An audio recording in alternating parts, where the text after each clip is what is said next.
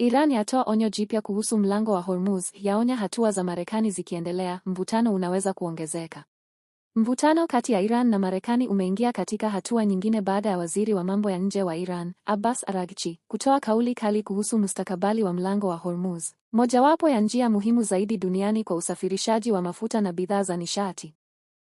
Akizungumza katika mkutano na waandishi wa habari, Araghchi alisema kuwa endapo hali ya sasa ya mivutano itaendelea kuongezeka, itakuwa vigumu kuhakikisha mlango wa Hormuz unaendelea kuwa wazi kwa usafiri wa kimataifa. Kauli hiyo imezua mjadala mkubwa kuhusu athari zinazoweza kujitokeza kwa biashara ya kimataifa na usalama wa eneo la Ghuba. Kwa mujibu wa kauli yake, Iran inaamini kuwa usimamizi wa njia hiyo unapaswa kuendelea kufanywa chini ya utaratibu unaotambuliwa na Tehran, na ikaonya kuwa jaribio lolote la kuanzisha mfumo mwingine wa usimamizi linaweza kuongeza mvutano na kusababisha makabiliano mapya.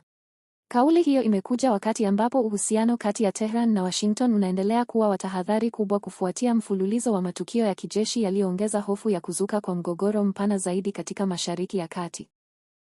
Kwa nini mlango wa Hormuz ni muhimu? Mlango wa Hormuz ni mojawapo ya njia muhimu zaidi duniani za usafirishaji wa mafuta ghafi na gesi asilia. Kila siku, mamilioni ya mapipa ya mafuta hupita katika njia hiyo kuelekea masoko ya Asia, Ulaya na sehemu nyingine duniani. Hivyo, mabadiliko yoyote ya usalama katika eneo hilo yanaweza kuathiri bei ya mafuta, gharama za usafirishaji na uchumi wa mataifa mengi.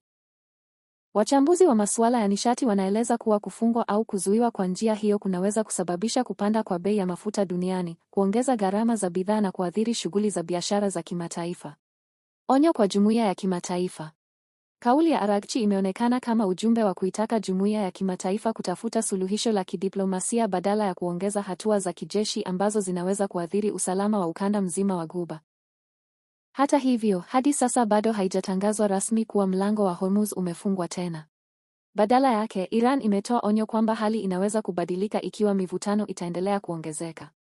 Kwa sasa, mataifa mbalimbali yanaendelea kufuatilia kwa karibu maendeleo ya mgogoro huo, yakihofia kuwa hatua yoyote mpya inaweza kuwa na athari kubwa kwa uchumi wa dunia, biashara ya kimataifa na usalama wa eneo la Mashariki ya Kati.